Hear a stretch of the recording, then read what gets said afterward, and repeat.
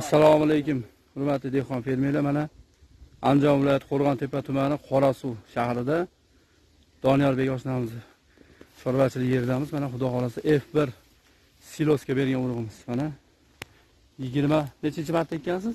26-marta. Mana aka qo'lingizni ko'tarib qo'ying, mana shekil. Mana 170 lik akamiz ko'rinmayapti. 4 metrga boradi. 4 metr mana. Biza dumbilni olishni boshladi, papalar chiqarib. Tanasi ham baquvvat mana. Ko'ryapsiz mana. Suvdan tortilgan taqdirda ham chanqoq larmi yerlarga ham xudo xolasa 3 metrga garantiya beramiz. Bu hali o'sishda davom etadi. Bu papalar antena chiqargandan keyin yana 50 sm xudo xolasa bor. Hozir mana shu turishi ham 4 metrga boradi. 4 metr. Konkretni mana. Silos yo'nalishi bo'yicha serbarg o'ta massasi xudo xolasa 3 metr 280 lik makkalar ham 50-60 tonna silos beryapti-da. Nasib qilsa bu normal hosil beradi mana. Silos uchun.